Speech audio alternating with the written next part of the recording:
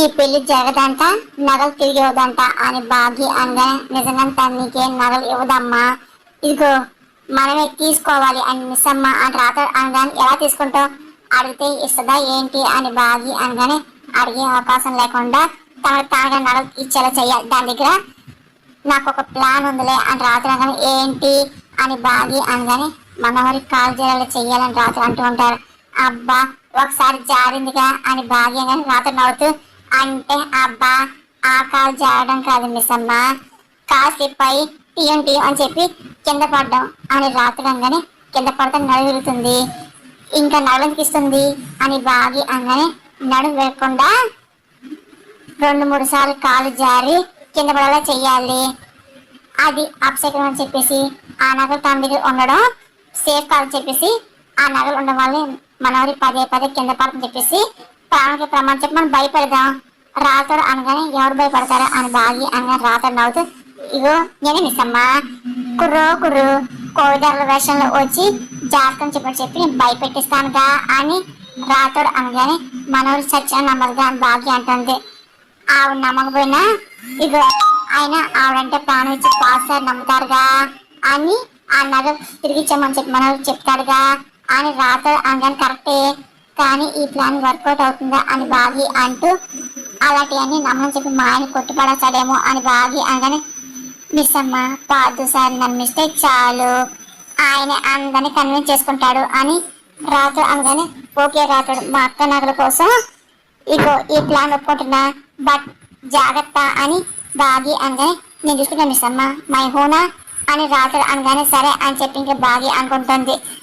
అక్కడేమో ఒక యాదమ్మ అక్కడ అవుతుంది, తన లగేజ్ పదే చూసుకుంటూ ఉంటుంది. మనోహర్ రెడీ అవుతుంది, యాదమ్మ తన మీద ముసుగేసుకొని కూర్చొని తన బాధ్యతగా కూర్చొని అదే పని దిగులు పడుతుంది. మనోహర్ గమనిస్తూ ఉంటుంది. ఎవరు పోయని చెప్పి అలా కొన్నా మనోహరి అనగానే నా బాధ బయట చెప్పినది కాదులే మనోహరి అని యాదమ్మ అనగానే ఎవరు చెప్పాలని బాధ ఏముంది నీకు అని మనోహరి అనగానే యాదమ్మ ఏడుస్తుంటుంది. ఇంకా డౌట్గా చూస్తూ అదేంటి బ్యాగ్ సర్దుకొని ఉన్నావేంటి ఎందుకు మనోహరి అనగానే ఆ ఊరికే అని యాదమ్మ అంటున్నది. ఊరికే సర్దుతావు చెప్పు, ఏమన్నా తప్పు చేసి ఏంటి నైట్ జంప్ అయిపోదాం అనుకున్నావు ఏంటి అని మనోహర్ మాట యాదమ్మ షాక్ అవుతూ ఉంటుంది. నీకు తెలియకుండా నేను ఏం చేస్తాను మనోహరి అని యాదమ్మ అనగానే నిన్ను నమ్మడానికి లేదులే, ఇదిగో అమ్మో నా నగలు అని చెప్పి మనోహరి అనుకుంటూ గబాబా వెళ్ళి పిల్లో కింద ఉన్న తన లాక్ తీసుకొని అలమార ఓపెన్ చేస్తూ ఉంటుంది. యాదమ్మ ఇంకా అలాగే చూస్తూ ఉంటుంది. మనోహర్ ఒకసారి నగలు ఓపెన్ చేసుకొని చూసుకుంటుంది. ఉన్నాయిలే అని చెప్పి అనుకుంటుంది. ఇంకా యాదమ్మ చిరాకు వస్తూ ఉంటుంది.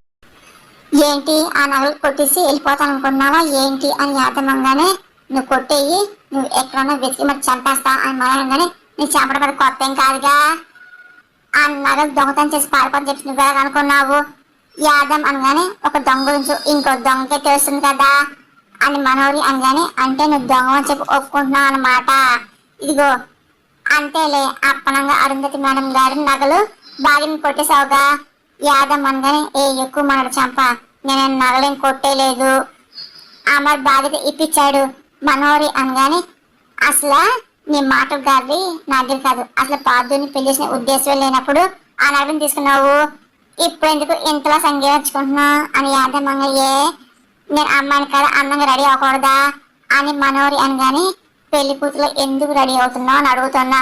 యాదమ్మ అనగానే పెళ్లి కూతురు అనుకో నాకు మండుతుంది, మనోహరి అనగానే నీకు మండిన కాలి కడుపు నొప్పి వచ్చినా సరే అమరేంద్ర సార్ అయితే ఈ పెళ్లి ఆపరు, సార్ ఆపిన భాగీరథుడు ఆపనెవరు, నీ ముక్కుకు తాడేసి మరి బయటకు పంపించేస్తారు అని యాదమ్మ అనగానే మనోహర్కి కోపం వస్తూ ఉంటుంది. పార్థేమో హాల్లో కూర్చొని న్యూస్ పేపర్ చదువుతూ ఉంటాడు. ఇంకా పార్థు కనబడకుండా మెల్లిగా వెళ్ళి మనోహర్ వచ్చే దారిలో కరెక్ట్గా బాగి వెళ్ళి ఆయిల్ పోస్తూ ఉంటుంది. అలా గమనిస్తూ ఉంటుంది. ఇంకా ఏం తెలియనట్టు మళ్ళీ కామ్గా పక్క వెళ్ళిపోతూ ఉంటుంది. ఈ గుమ్మకి పడేలాగా రాత్రుడు ప్లాన్ చేస్తుంటాడు. ఇంకా బాగి రాని మిస్సమ్మ మొత్తం పని అయిపోయిందా అనగానే అవునని చెప్పి ఇంకా బాగి నవ్వుకుని కొబ్బరిని రాత్రికి ఇచ్చేసి లోపలికి వెళ్ళిపోతూ ఉంటుంది. సరే సరే అని చెప్పేసి ఇంకా రాత్రుడు బాగి ప్లాన్ వేస్తుంటారు. పదే మనోహర్ రూమ్ అయిపోయి చూస్తూ నవ్వుకుంటూ ఉంటాడు.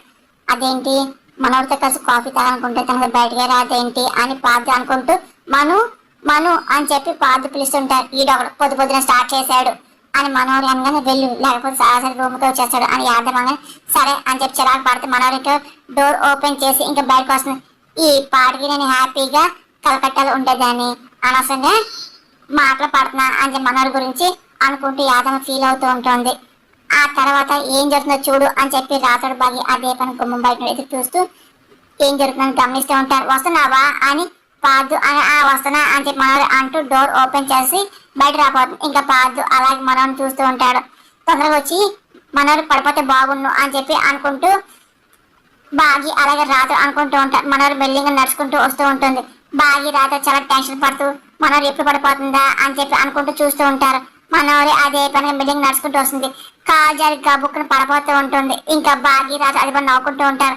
ఇంకా మనోహరి బ్యాలెన్స్ తప్పుతూ ఉంటుంది. ఇంకా ఒక్కసారిగా జారి కట్టగా హాల్లో పడుతుంది. ఏ అని చెప్పేసి బాగి రాత నవ్వుకుంటూ ఉంటారు.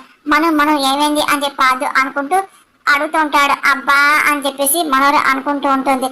పద అని చెప్పి రాతోడు బాగి అనుకుంటూ మెల్లిగా హాల్లోకి వస్తుంది.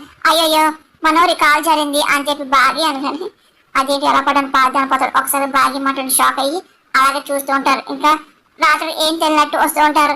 ఏంటి ఏమైంది అని అడుగుతూ ఉంటాడు. మనోహరి కాలు జారింది అని బాగా అయ్యో అని చెప్పేసి రాత్రి అనగానే మనోహరికి చాలా కోపం వస్తూ ఉంటుంది. అరుపులు విని యాదమ్మ వచ్చి ఏంటి ఏమైంది ఎందుకు అరుస్తున్నారు అని యాదమ్మ అనగానే మీ మేడం కాలు జారింది యాదమ్మ అని బాగి అనగానే యాదమ్మ షాక్ అయి చూస్తూ ఉంటుంది. ఏ కాలు జాడడం ఏంటి, కాలు జాడడం జారి కింద పడని చెప్పలేవా అని మనోహరి అనగానే అదేంటి కాలు జారని చెప్తే తప్పేంటంట అని బాగి అనగానే కాలు జాడడం అంటే నెల తప్పిందని మీనింగ్ వస్తుంది కదా బాగి గారు అని పాతు అనగానే నెల తప్పడం ఏంటి ఏకంగా పిల్లలే తప్పించేసింది అని మనం ఉద్దేశించి బాగి అనగానే మనం షాక్ అవుతూ ఉంటుంది. ఇంకా పార్థుకి డౌట్ వస్తూ ఉంటుంది. ఏంటి ఏమన్నారు అని పార్థు అనగానే ఇలా జారి పడ్డం మంచిది కాదు రాతోడు అనగానే ఎందుకు అని పార్థు అంటూ ఉంటారు. ఇప్పుడు యమగండం రావుకాలం ఇలా టైంలో కాలు జారడం చిసి కింద పడ్డం అప్సెకనం అని రాతోడు అంటూ ఉంటాడు. రాతోడు నోటుకు వచ్చినట్టు మాట్లాడుకో, నాకు కాలు స్లిప్ అయ్యి నేను పడ్డా అని మనోరంగానే లేదు రాతోడు చెప్పాడంట, అందులో ఏదో అర్థం పరమార్థం ఉండే ఉంటుంది బాగి అనగానే అంటే ఏంటి నా మనుకి ఏమైనా కీడు జరుగుతుందా ఏంటి అని పార్థు అనగానే ఖచ్చితంగా జరుగుతుంది అని రాతోడు అనగానే అబ్బా అని చెప్పేసి మనోహర్ ఇబ్బంది ఇంకా బైక్ ఇంకా పార్థు సాయం చేస్తూ ఉంటాడు. నువ్వే సిద్ధాంత పండిత జ్యోతిషుడువా నీకేం తెలుసని చెప్తున్నావు అని మనోహరి అనగానే అవును పొద్దున్న టీవీలో ప్రవచనం చెప్తే విన్నానులేండి అని రాత్రి అనగానే అవును మనోహరి ఇదిగో ఆ రావు కాలం యమగండ గురించి నేను కూడా విన్నా అని బాగి అనగానే మీరు అసలు ఓవర్ చేయబాకండి, అక్కడ ఏదో ఆయిల్ పడింది నేను కాలు జారి పడ్డా అని మనోహరి అనగానే ఒకసారి రాత్రి బాగా షాక్ అవుతూ ఉంటారు.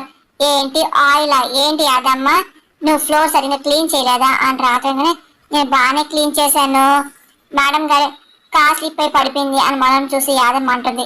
అబ్బా ఎందుకని మంచిది ఇదిగో ఈ రోజు నువ్వు గుమ్మం దాటి అసలు బయటికి వెళ్ళకు కొంచెం దిష్టించుకో అని బాగి అనగానే నాకే దిష్టి అక్కర్లా అని మనోహరి కోపంగా మాట్లాడుతుంది. తీసుకోండి మేడం అసలు నా దిష్టి మంచిది కదా అంటారు అని రాత్రిగానే అబ్బా నాకు ఎవరు దిష్టి పెడతారు మనోహరి అనగానే ఎవరు తలక మాసంలో దిష్టి పెడతారు నా మాట దిష్టి తీపించుకో అని బాగి అనగానే ఇంకా మనోహరి ఇంకా నాకు అక్కడ ఉంటుంది ఏ రా మనోహరి అని చెప్పి బాగి చేపట్టుకుని లాక్కొని తీసుకెళ్తూ ఉంటుంది. నా మనుకేం కాదుగా అని ఇంకా మనోహరి గురించి ఆలోచించి బాధ అంటూ ఉంటాడు.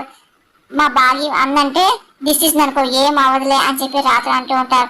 కావని చెప్పి కరెక్ట్ గుమ్మడికాయ పడలేగా బాగి అక్కడ మనోహర్ చేయి వదిలేసి కాముగా పక్కెళ్ళిపోతుంది. కరెక్ట్ గా అక్కడ గుమ్మడికాయ వచ్చి మనోహర్ తల పడుతుంది. అబ్బా అని చెప్పేసి మనోహర్ గట్టిగా వస్తుంది. నా మనోకి ఏమైంది అని చెప్పి అతను కంగారు బయటకు వస్తూ ఉంటాడు. మను అనుకుంటూ ఉంటారు. అయ్యో అయ్యో మను అని చెప్పేసి ఇంకా బాగి అంటుంది ఏమైంది అని చెప్పి అర్థం అంటూ ఉంటాడు. ఇంకా మనోహర్ చెప్పలేక ఇంక సైకిల్ చేసి చూపిస్తుంది. ఇంకా పాదు యాదమ్మ చూసి షాక్ అవుతూ ఉంటారు. గుమ్మడికాయ మొక్కలైంది పాదు గారు అని బాగి అంటాడుది. ఖచ్చితంగా అదే అని రాత్రంగా అదే అంటే అని పాదు ఇందా చెప్పాను కదండి అదే ఇది అని రాతోడు అనగానే అంటే ఏంటి యమగండమ్మా రాకాలం కదా రాతోడు అని బాగి అవును మిస్ అమ్మ అని చెప్పి రాతోడు అంటూ ఉంటారు. మన గారికి చెడుకాలం దాపించిపోతున్నాకి ఇదే సంకేతం అని రాతోడు అమ్మో అయ్యో అని చెప్పి బాగి అంటూ ఉంటారు. స్టాప్ ఇట్ రాతోడు ఇదిగో చెత్తగా వాకు అని మనోరంగానే లేదు మనోహరి ఇందా కాలే పడ్డావు ఇప్పుడు బొప్పు పెట్టింది అంటే ఖచ్చితంగా ఏదో జరగబోతుంది అని బాగా డౌట్ గా మాట్లాడుతుంది. ఇక అయినా నెట్వర్క్ ఇక్కడ లేదు కదా, ఇప్పుడు ఎలా వచ్చింది అని మనోడి అనగానే ఒక్కసారిగా రాత్రి బైక్ కంగారు పడుతుంటారు. ఇంకేముంది యాదమ్మ పెట్టి ఉంటుంది అని రాత్రి అంటూ ఉంటారు. యాదమ్మ షాక్ అవుతూ ఉంటుంది. అయ్యో నేను కట్టలేదు అని యాదమ్మ అనగానే నువ్వు కట్టినా ఎవరు కట్టినా ఇప్పుడు మనోహరి తల బొప్పు కట్టింది కదా అని ఇదంతా దిష్టి ప్రభావమే అని ఇంకా బాగా డైవర్ట్ చేస్తుంటది. అసలు నాకెందుకు దిష్టి పెట్టావు అని మనోహరి అనగానే ఏంటి నేనా అని యాదమ్మ అనగానే నేను అడుగుతుంటే కళ్ళు పెద్దవి మరి చేసి చూసావు కదా, నీ వాళ్ళు ఎలాగైంది యాదమ్మ అనగా నేను దిష్టి పడితే అసలు గుమ్మగా పడ్డాం కదా పైకే పోతాం అని యాదమ్మ అనుకుంటూ ఉంటుంది. ఇంకా మనోడు అదే పని తలెత్తుకోవడదు. ఇంకా బాగా రాత్రి ప్లాన్ సక్సెస్ నవ్వుకుంటూ ఉంటారు. ఇంకా పాదుకు అనుమానం వస్తూ ఉంటుంది. అసలు ఏంటి ఇలా జరుగుతుంది చెప్తున్నారేంటి, నా టెన్షన్ ఉంది మనకేం అవుతుందా ఏంటి అని పాదాన్ని అనవసరంగా భయపెట్టాడు బాగోదు రాతోడు అని మనోరి అనగానే ఆశపడకు మనోరి ఇదిగో లోపలికి వెళ్దాం పద అని చెప్పేసి ఇంకా బాగా డైవర్ట్ చేస్తూ మనం దగ్గర పెట్టుకుని లోపలికి తీసుకెళ్తాడు. జాగ్రత్త కూర్చో అని చెప్పి అంటూ ఉంటుంది. యాదమ్మ వాటర్ తీసుకురా అని బాగానే ఇంకా యాదమ్మలో వాటర్ తీసుకొచ్చి ఇస్తుంది. ఇంకా పాదు ఇంకా బాగా ఇస్తూ ఉంటాడు. తాగు అని చెప్పి ఇంకా తాగు బాగా తాగు ఎంత తాగితే అంత మంచిది అదే పని కుక్క తిప్పుకోకుండా బాగి అదే పనిగా వాటర్ బాటిల్ నోట్లో పెట్టి నీళ్ళు పోసేస్తూ ఉంటది. ఇంకా మనోరి ఇబ్బంది పడుతూ ఉంటది. ఇంకా రాత్రి అదే పనిగా నవ్వుతూ ఉంటాడు. తాగు అని చెప్పేసి అదే తాగిస్తూ ఉంటది. ఒక్కసారిగా మనోరు పులారుతూ ఉంటుంది.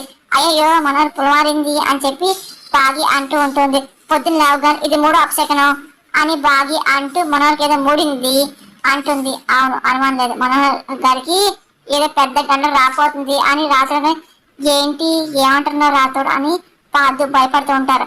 ఈ అమ్మగండలో ఇది మూడోది కదా పాదు గారు అంటే వెంటనే ఏదో చెయ్యాలి అని చెప్పేసి బాగి అనగానే వీళ్ళేంటి ఏదో ఎక్కువ చేస్తున్నారు అని మనోడు అనుకుంటుంటుంది. వీళ్ళేదో ప్లాన్ చేస్తున్నారు అని యాదమ్మ డౌట్ వస్తూ ఉంటుంది. అసలు ఏం చెయ్యాలి అని పాదు అనగానే శాస్త్రి శిల్పార్థి గారు బాగా నేను చేస్తాను అని రాత అంటూ ఉంటాడు. ఏం చేస్తారు రాతోడు అని మనోడు అనగానే గెటప్ చేంజ్ చేస్తా అని రాతోడు అంటూ ఉంటాడు. ఇంకా మనోడు అతను షాక్ అవుతుంటారు. బా అని చెప్పేసి గెటప్ అని మనం అనగానే బాగా కంగారు పడుతుంది. అదే శాంతి కోసం అని చెప్పేసి చేస్తా అంటున్నా అని చెప్పి రాతోడు కవర్ చేస్తుంటాడు. అవునని చెప్పి బాగా అంటూ ఉంటుంది.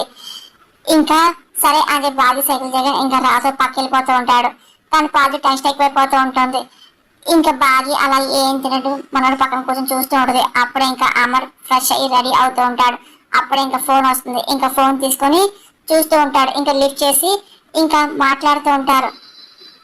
అలాగే వెడ్డింగ్ గురించి హాల్ బుక్ చేయడం ఆ మేనేజర్ కాల్ చేసి మొత్తం అంతా చెప్తూ ఉంటాడు. అలాగే 8 మంది వస్తున్నారు డెకరేషన్ గురించి మొత్తం అంతా వివరాలు కనుక్కుంటూ ఉంటాడు. అలాగే అమరేమో ఒక గంటలో చెప్తాను అని చెప్పేసి అంటూ ఇంకా ఫోన్ పెట్టేసి కింద రాబోతుంటాడు. మనోడు అదే పని తల పట్టుకొని కూర్చుంటది. ఇంకా బాగా ఏమో ఇప్పుడప్పుడు రాత్రి వస్తా అని చెప్పి ఎదురు చూస్తుంటది. కంగారు పడుతూ మనం రాత్రి రెండే తీసుకొస్తాను కదా ఆకు ధైర్యంగా ఉండు అని పాదు అంటూ ఉంటాడు. వీళ్ళ ప్లాన్ ఏమంటుంది ఖచ్చితంగా మనోరి కొరువు పెట్టే ప్రయత్నం చేస్తున్నారు అని చెప్పి యాదమ్ అనుకుంటుంది. అప్పుడే ఇంకా అమర్ హాల్లోకి వచ్చి చూస్తూ ఉంటాడు. ఏమైంది అని చెప్పి అనుకుంటూ అడుగుతూ ఉంటాడు. అంటే మనోరు కాల్ జరిగిందండి అని భాగ్యంగా ఒకసారి పాదు యాదమ్మ మనోరు షాక్ అవుతూ ఉంటారు. ఏంటి అని అమర్ అనగానే కాల్ జారలేదు అని మనోరు అనగానే అదేనండి కాల్ జారి కింద పడింది అని భాగ్య అనగానే దెబ్బలను తగలేదు కదా అని అమర్ అనగానే దెబ్బలను తగలేదు లేకపోతే పెళ్లి ప్రాబ్లం అయ్యేది అని పాదు అని మాటలు మనోరు పాపం వస్తూ ఉంటుంది. ఇంకా అలాగే చూస్తుంది. మీ ప్రేమ చాలా గట్టిది పాదు గారు, మీ పెళ్లికి ఎలాంటి ప్రాబ్లం రాదులే అని భాగ్యంగానే జాగ్రత్తగా ఉండు, పెళ్లికి టైం లేదు నువ్వు పాదు జాగ్రత్తగా ఉండాలి అని అమరగానే పాపం మనోడు తప్పేం లేదండి ఆ ముహూర్తం అలాంటిది అని బాగి అనగానే అంటే దుర్ముహూర్తం అంట రావుకాలం వజ్రం ఏం బాగాలేదంట అలా వచ్చిందంట అని పాదు అనగానే ఏంటి అడిగలు ఉంటాయా అని చెప్పి అవగానే అవునండి ఉంటాయండి అని బాగానే వదిలేయండి పెళ్లి దగ్గర ఉంది కానీ అవగానే అసలు మీ తరపు ఎవరో వస్తే చెప్పు అని చెప్పేసి పాదు అనగానే నాకు ఎవరు లేరు మీరే అని చెప్పేసి అమరగానే సరే మన ఫ్యామిలీతో పాటు మన స్టాఫ్ పిలుపుదాము మీ వైపు 8 మంది వస్తారు చెప్పు మనోహరి అని అమరంగానే అసలు మనోహరి కూడా ఎవరు ఉన్నారండి అని బాగి అంటూ ఉంటుంది. అసలే ఆర్ఫన్ తనే కదా అని చెప్పేసి అంటూ అంటే మేమంతా ఉన్నప్పుడు నువ్వు ఆర్ఫన్ కాదనుకో మేమంటే అందరూ ఉన్నట్టేలే అని చెప్పి బాగిన మాటకి నాకు ఎవరు లేదని నువ్వే అందరూ ఉన్నారని చెప్పి అనేది నువ్వే ఈ ఎటకారం అసలు అర్థమైంది నాకు అని మనోహర్ అనుకుంటుంది. ఇదిగో మనోహర్ తరపు నుండి సరస్వతి గాని రాజు గాని ఆశ్రమ పిల్లలు అందరిని ఇన్వైట్ చేద్దాము అని మనోహరి ఇంకా నీకు తెలిసిన ఫ్రెండ్స్ ఎవరు ఉన్నారా అని చెప్పి అమర్ అడుగుతుంటారు. రణవీర్ పిలుద్దామండి అని భాగ్యంగాని మనోహర్ యాదవ్ ఒక్కసారి షాక్ అలా చూస్తుంటారు. పార్థుకి అర్థం ఆయమని చూస్తూ ఉంటారు. భార్య కావాలని మనం గమనిస్తుంది.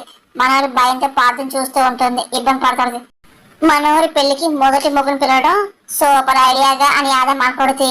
పెళ్లికి వాడేందుకు వద్దు అని అమర్ అనగానే నాకు ఏకైక ఫ్రెండ్ ఆరు మాత్రమే అమర్ అని చెప్పేసి మనోహరి అనగానే తను ఎలాగో రాలేదు, నాకు ఎవరిని పిలిచినా ఓకే మనోహరి అనగానే నేను ఆల్రెడీ హాల్ బుక్ చేశాను, అలాగే మెనూ గురించి అలాగే డెకరేషన్ గురించి మీ ఒపీనియన్ చెప్పండి అని అమర్ అనగానే ఆయన జగన్ పెళ్లికి ఒపీనియన్ ఏంటిలే అని చెప్పి మనోహరి అనుకుంటూ అంటే ప్రత్యేకంగా ఏ విధంగా ఏం ఉండాలో నాకేం లేదు, నీ ఇష్టం నా ఇష్టం అని మనోహరి అనగానే మీరు చెప్పండి పార్థ గారు అని భాగ్యంగానే అసలు నువ్వే అన్ని ఆలోచిస్తున్నావు కదా అని పార్థు అనగానే నువ్వు నా స్నేహితుడివి, మను ఏమో ఆరు స్నేహితురాలు, ఇంకా ఆ బాగా స్నేహితుగా తీసుకోవాలి అని చెప్పేసి అమర్ అనగానే నేను మీకు ముందే చెప్పాను కదా పార్థు గారు, మీ పెళ్లి చేయడం మా ప్రథమ కర్తవ్యం, మాకు అసలు ఎలాంటి ప్రాబ్లం ఏం లేదు అని చెప్పి బాగా నవ్వుతుంది.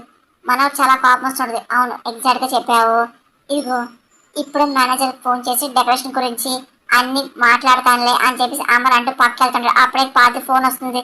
వస్తాను ఆగు అని చెప్పి పక్క వెళ్ళిపోతూ ఉంటాడు.